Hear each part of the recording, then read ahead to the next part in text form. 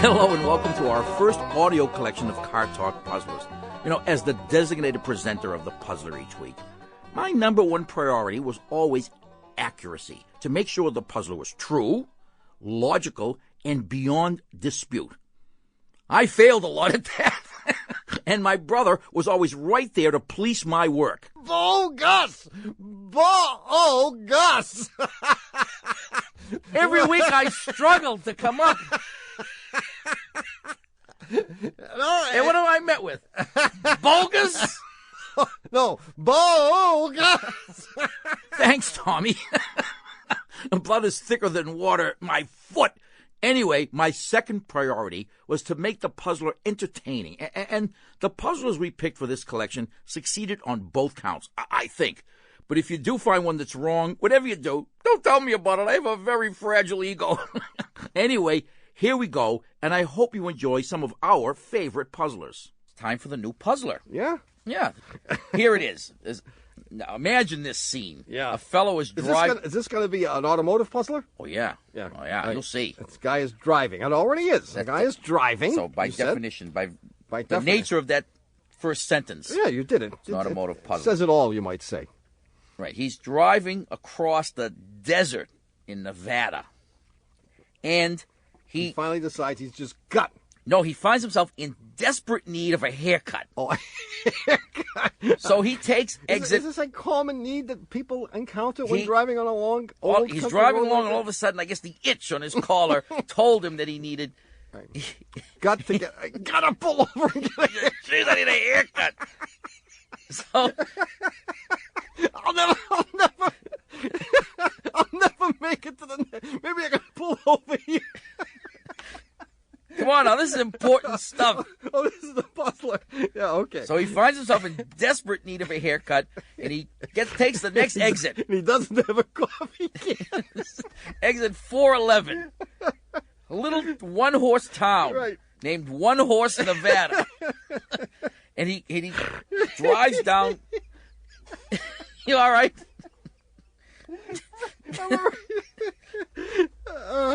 Okay.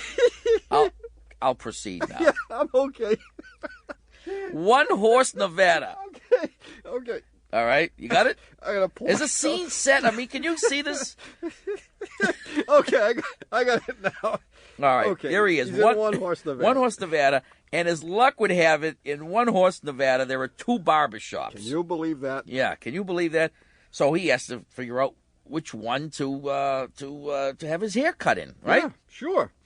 So he goes to barbershop number 1, and he looks in the window, and needless to say, there are no customers in the barbershop because it happens to be almost closing time, and then there's nobody there. No, on the contrary, it was first thing in the morning. It was just first thing in the morning, opening maybe about time. midday. It was like mid.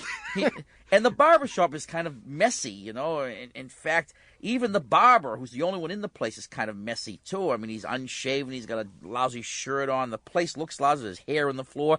And his haircut is even lousy. So he says, So he says, gee, maybe the other barbershop is at the other end of town. So he moseys along, which is what you do in One Horse, Nevada. Of course, yeah. If you were there. If you take mosey lessons. He moseys on down to barbershop, B. And he looks in the window, and that looks terrific. It's nice and neat and clean. The mirror's nice and shiny. The place looks nice. And even the barber himself looks neat and tidy and well-groomed with a great haircut. Wearing one of those white jackets. Yes, those with the comb and the scissors in the pocket. Yeah. Comb and scissors in the pocket. His name wasn't Mr. Gigi. No, Bruno. Yeah, in fact, the other guy's name was Bruno, too. So there he has it. Barbershop number 1, lousy-looking barber, lousy haircut. Barbershop number 2. B. Barbershop B. Almost blew it there, huh? Barbershop B. Neat place. Well-groomed barber. Nice white shop coat. Yeah. Comb in the pocket. Yeah. Nice haircut. Okay, now wait. I think you have to there's a 2-part puzzler. The first part. Oh, this isn't got anything to do with the puzzler. You're just telling me about your trip to Wyoming? So it should be 2-part, not 1 part. Don't give it away, in other words. Oh, I won't blow it. Yeah, okay, go ahead. So he has to decide which barbershop to frequent here. Yeah. He chooses the... Oh, don't tell him which one. That's part 1. I can't tell him. Part 1 is which barber shop did he choose, and part B is why. How's So that? which barber shop does he choose, and why does he choose the first guy? If you think you know the answer, okay, if you need to take an urgent haircut yourself or just want a couple of minutes to work on the puzzler, hit pause now, otherwise the answer's coming right up. And the question is... There were 2 parts to the question. Yes, part I one. remember that. Part 1. Which barber shop did the guy choose? Yeah, part B. Why did he choose the dirty one? Yeah, and? Well, the answer is very simple. You figure in one... Well, Tom didn't get it, but in little one-horse Nevada, there are only 2 barber shops, and it's perfectly logical that one barber must get his hair cut From the other barber. Right. Sure, like if there were 2 dentists. We could use this puzzler again with dentists. We can use it every 2 week. mechanics. Yeah. So the truth is that he must go to the barber who has the lousiest-looking haircut because he only can assume... He got that haircut from the neat guy. Right. Of course. And the guy with the neat-looking shop is a lousy barber. Why is his shop so neat? He has no customers. That's right, but his hair looks neat because he gets his haircuts from the slob. That's right. Do we have a winner? Yes, of course we have a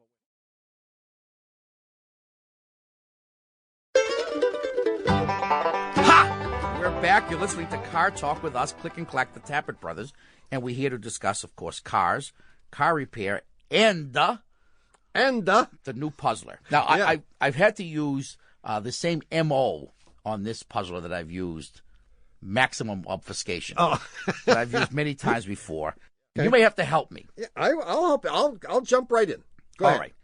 Yeah. Long ago, when he was just a lad, our erstwhile producer, Dougie Berman, had 3 girlfriends. At the same time? This was before he was married, I think. No. Oh. He had 3 girlfriends, and he would juggle them, so to speak. On Monday, he would visit one. On Tuesday, another. On Wednesday, the third one. And then he'd repeat the process. Thursday, he'd visit number 1 again, and number 2, et cetera, et cetera. And each time he would make one of these visits, he would drive his car. But before he could drive the car, because it was a junker, he had to go through a little ritual. He would open the hood, and he'd have to top up the coolant because he leaked coolant. Yeah. He had to top up the power steering fluid. That leaked too. Mm-hmm. He had to fill up the oil because he was burning oil like crazy. Blew smoke out of the tailpipe. Yeah. Brake fluid? And, no, I don't think he needed any brake fluid. Transmission fluid? No. Are you helping or hindering? I'm trying to help you. I'm trying to obfuscate as much as possible. No, that's all right. Okay.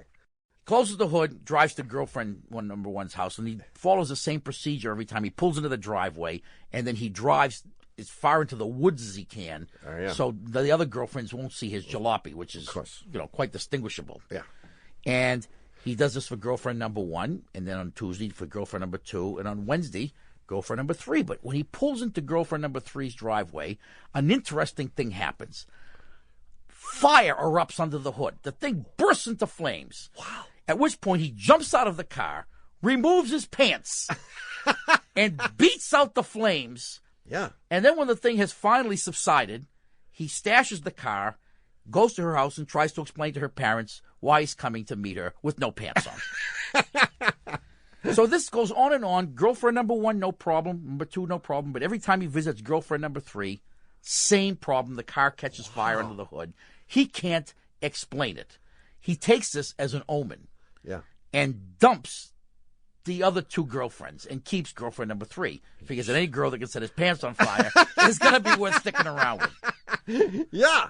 Right? I go with it. I'm with it. So now you have all of the facts, as obfuscated as they may be. Yeah. What is it embedded here in this little narrative? So the question is, how long is it going to take his wife to find out about girlfriend number 3? Is that the question? So to speak. That's the question. I got it. I say she's going to find out about 10 minutes after we leave the studio. So what is it about his visit to girlfriend number 3, knowing what you know, and only what you know, that causes this conflagration under the hood and then ultimately in his pants? So if you think you know the answer... All righty, while Dougie's looking for the fire extinguisher and a new pair of pants, you can hit pause here to think about the answer. Or if thinking seems like too much work, the answer is coming right up. I mean, this is a rather lengthy narrative. Yeah, I just figured it out as you were speaking. What is it about his visit to girlfriend number 3 that causes this conflagration under the hood and ultimately in his pants? Does it have something to do with power steering fluid and the shape of the driveway? Exactly. Does it? You looked at my notes. No. No, it just, exactly it right. just I mentioned earlier in the story that he added coolant. Yeah. He's leaking coolant. He's adding oil, but he's burning oil. Burning the oil. The coolant's not going to adds power steering fluid. Power steering fluid. When he pulls into the driveway of girlfriend number 3, he has to make a very sharp turn. He has a leak in the high-pressure power steering hose, and when the wheel is cut all the way, the increased pressure in the system squirts it out onto the hot exhaust manifold, and that small amount of fluid bursts into flame.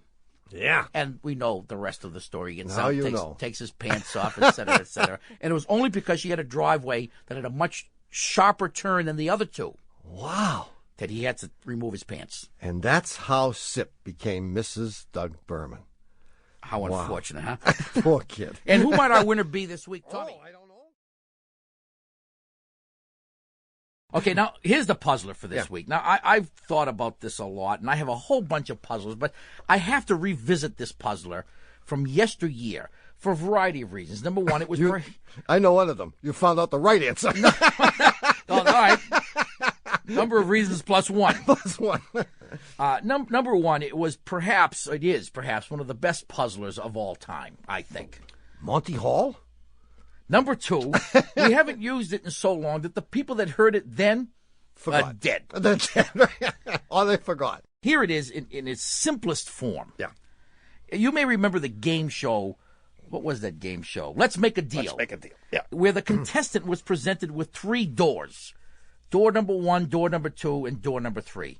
Behind one of the doors was a wonderful prize, and behind the other 2 doors were crummy prizes known as zonks. Yeah. And very simple. Like a couple of candy bars or some such Exactly. thing. Something not worth much. Exactly. 63 Dodge Dart, anything like that. And here's the deal. You are the contestant. I'm the contestant. Monty Hall says, pick a door. Your chances of picking up a zonk are 2 and 3, and your chances of picking the winner are 1 and 3. Right. He says, okay, you pick door number 2. I'm going to show you what's behind one of the doors that you didn't pick. Now, because there are 2 zonks and 1 winner, he knows where the winners and the zonks are, he shows you one of the doors that you didn't pick that's clearly a zonk. So he says, I'm going to show you what's behind door number 1. And he looks behind door number 1. And it's 6 candy bars. 6 candy bars. He then says to you, would you like to keep door number 2, which you've chosen, or would you like to switch to door number 3? That's the question. Should you switch or not switch? Now, if you think you know the answer... Hey, we really do want you to win the Tappan Range and the year's supply of Eskimo pies. So if you want to stop and contemplate the answer, hit pause. Otherwise, just wait and the answer's going to come right up.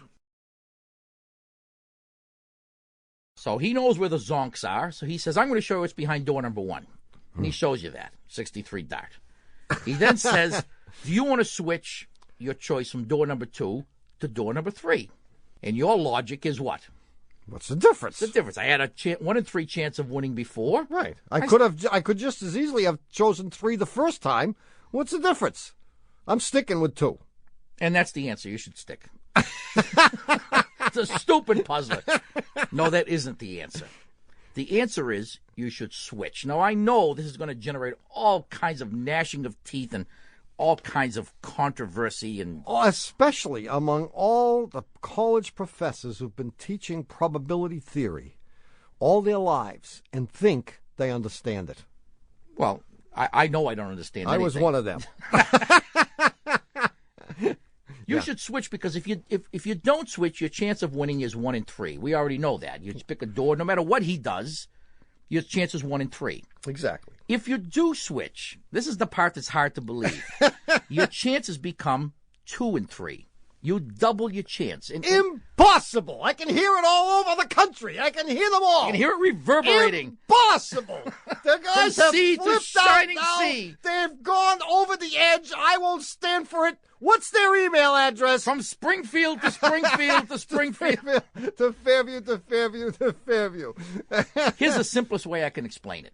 what Monty Hall is basically offering you is this. He says, you've chosen door number 2. Would you like to switch for doors 1 and 3? Exactly. Because he knows where the zonk is, he's obviously going to show you the other zonk, which is door number 1. Mm-hmm. But he can't show you door number 3 because the prize might be there. It might be. And if it is there, he can't show you that. So what he's basically saying is, you pick door number 2. I'm going to give you 1 and 3. If he had not shown you what was behind door number 1 and simply said, would you like to switch from door 2 to doors 1 and 3? Would you always switch? Of course you would. Right. And if he said to you, if he showed you nothing and asked you if you would switch from door number 2, your answer would be no.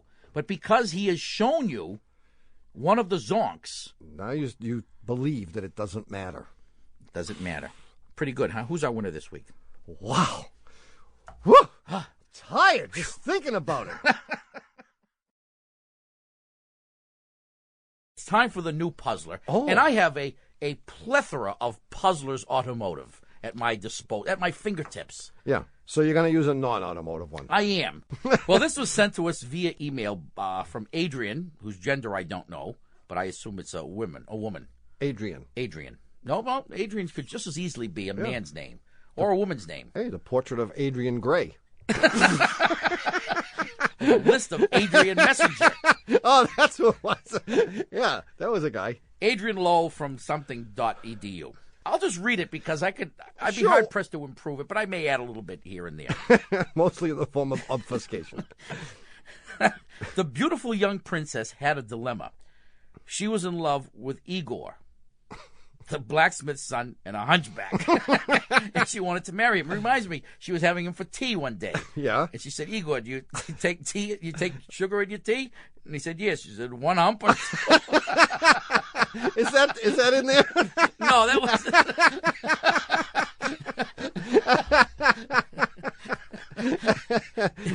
However, Yes. she knew that her father, the king, would not approve. Furthermore, if the king knew of their love, he would surely have the young man executed. Yeah. Or killed. Better still, they devise a plan. Yeah. They will elope. Sadly, their plan is foiled, and they are stopped at the castle gates by the guards, who spotted Igor's hump. Of course. And they are brought before the king. Now, the king was indeed furious, but decided to offer Igor a sporting chance, as they say. He said he would write the word princess on one piece of paper and death on another, and the young lad could decide his own fate by selecting one of the slips of paper from a jar. So the 2 slips are crumbled up, thrown into a jar. An olive jar. An olive jar, yes, with no olives in it. Right.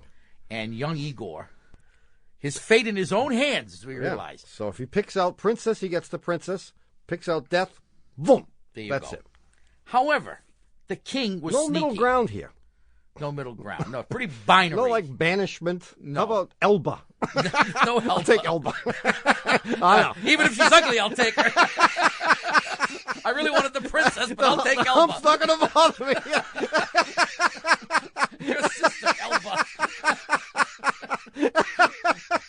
It is you, I realize, who drags out there. I'd be done 20 minutes ago with this damn puzzler. I'm just asking questions here. Jeez. All right. So the young man has his fate in his own hands. He has to draw a slip of paper from the jar. However, he knows the king is sneaky and writes death on both slips of paper. Oh, King Furious the First. King Furious the First. Sadly, King Furious the First is a sneak. He's a sneak. He writes death on both pieces of paper. Despite this, Igor manages to win the princess's hand. No kidding. And the question is? How did he thwart the king? Now, if you think you know the answer. Okay, if you want to hear more of my brother interrupting me while I try to give the answer, keep listening. But if you want to take a minute to think about what Igor did, this would be the time to hit pause. And the king writes death on both pieces of paper. But despite this, Igor manages to win the princess's hand. How does he manage this? Wow. This is good. Historic, Folkloric. And it's got Crummy. a hump. And it can't be all bad. Any story with a hump in it is good. He reaches into the jar. Yeah. He pulls out a crumpled piece of paper. Yeah. He uncrumples it. Yeah. And he reads on it, death. Oh. A big smile comes across his face. Guy's a quick thinker. He immediately stuffs the piece of paper in his mouth, chews it, and swallows it. Right. Dances around the room and says, "Oh, my God, I can't believe my good fortune." Yeah. And everyone says, "What did it say?" He says, "Ask the king what it says on his slip of paper, and you'll know what mine said." The king, not wanting to be, revealed as a duplicit, sneaking liar that he is, has to show the piece of paper. Throws the paper in his mouth and swallows it. Wasn't thinking quickly enough to do it. Shows his piece of paper that says death. Dodge So Dart. The other one must have said the princess. Of course, after they execute him, they do order an autopsy. Who's our winner? All right, it's time for the new puzzler. Mm-hmm. Now, I want you to pay careful attention because I always this is a lengthy narrative, and I can say that there are no hints whatsoever embedded in this story. It's just for the sake of telling a story. Okay. But, of course, I lie. And nothing is relevant to the answer. Nothing is, almost nothing. Yeah. Many years ago, when I was 23, Yeah. I was engaged in the noble profession of pedagogy. Yeah. In the frozen state of Vermont. Yeah. I was teaching science to 7th and 8th graders. That was no good. Anyway. Hoodlums and car thieves in shorts. Anyway, there I was one Saturday morning sitting in front of my TV watching some educational program. I think it was like Mighty Mouse. Sesame Street. And the phone rang, and I knew who it was. It was one of my fellow teachers who happened to live across the street, who I knew was going to ask me to help move a cast iron stove into his house. Oh. Because he had asked me about it the day before. He said, would you help? And so I tried all the usual stuff. The phone rang, and I said, "Hello, there's nobody home. You got it the wrong number," but it didn't work. And he explained to me that he didn't have the stove right then and there. He was going to pick it up at the factory, and he'd be back in a few hours. Yeah. And if I were available, you could be in Canada in a few hours. Could I help? And I said, "Well, what about that no good brother-in-law that lives with you? Can't he help?" And he said, "Well, he won't be back until late tonight, and you're here and he's not, so you're on." Yeah. And I said, "Okay." I said, "Go get the stove and I'll be waiting." So I immediately got dressed and engaged in every manner of household activity, hoping Did you hurt yourself? that I had some kind of an accident. I tried like rewiring the house, cleaning the ice off the Spilling roof, hot oil, deep frying wet stuff, spilling hot coffee on my lap, everything. Nothing worked. And as I waited, I noticed a wonderful thing began to happen. The snow that was falling down changed to freezing rain. What could be better? And I said to myself, "Oh, this could be good," because I can see right now he's at the factory. Yep. And they're loading the stove into his Volkswagen microbus. Except he's never going to be able to get up his steep driveway when he returns, and I'll be off the hook. And maybe by tomorrow, when the ice melts, his brother-in-law will be home. Yeah. And I'll be all set. So sure enough, there I am hiding behind the drapes as he pulls up, and I'm peeking out, and he can't get up the driveway. Oh, what a shame. He's slipping and sliding all over the place. Every time he lets the clutch out, Woo. that wheels just spin like crazy, even with the additional weight of that cast iron. So, and I told him, I said, we talked on the phone. I said, I would be honored to actually help you move. I mean, cast iron, one of the best materials known to man. I mean, what better way to solidify a friendship than to have a double hernia simultaneously? Sure, I mean, yeah. In any event, here he is slipping and sliding, and he gets out and throws some sand under the wheel. And I said, "Oh, gee, that's probably going to do it." The sand doesn't help at all. Great. He gets out again, slams the door, opens the engine compartment door. Remember that little door they had in the back? Certainly. He does something which takes about a second or two. Closes the engine compartment door, and the next thing I know, he's climbed his driveway. Oh, no. And he's on the phone saying, "Come over and help me move the stove." The question is, what did he do that literally took a second that enabled him to get up his driveway under the same conditions that had prevented him from doing this a minute earlier? Now, if you think you know the answer, well, if you have a wood stove to move, or you just want a few minutes to think about the answer, go ahead and hit pause now. Or if you're ready, the answer's up next. The question is, what did he do that literally took a second that enabled him to get up the icy driveway?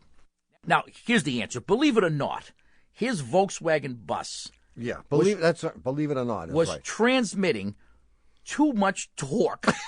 It's hard to believe, to the wheels to enable him to negotiate this steep, icy grade. It's like if you're trying to walk on ice. You can't run. You can't. I mean, if you tried to run on the ice, you'd be on your butt in 2 seconds. Whereas if you walk very, very slowly. But he couldn't transmit a small enough amount of power to the wheels to stop from losing his grip. To walk. That's right. So what he did is he opened the back and he pulled the coil wire off so the engine wouldn't start. He got back in, and with the thing in first gear, he turned the key. And all that worked now was the electric motor that would ordinarily start the engine, but he was using the electric motor to take him up the driveway in first gear, albeit slowly, but not slowly enough.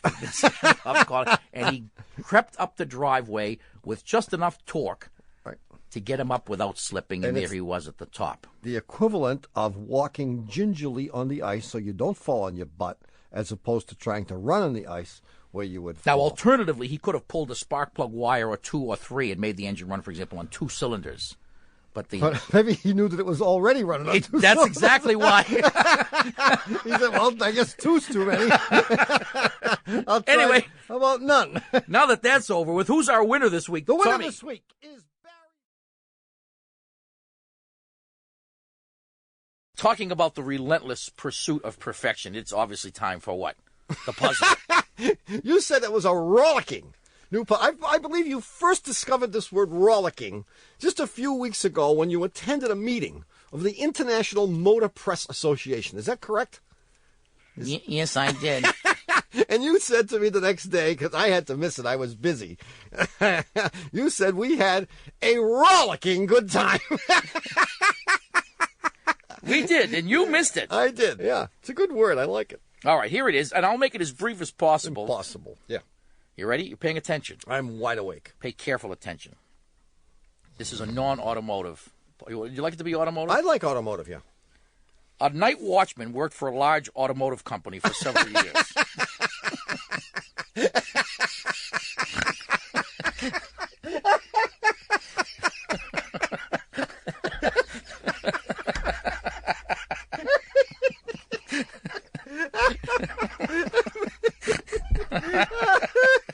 That was good.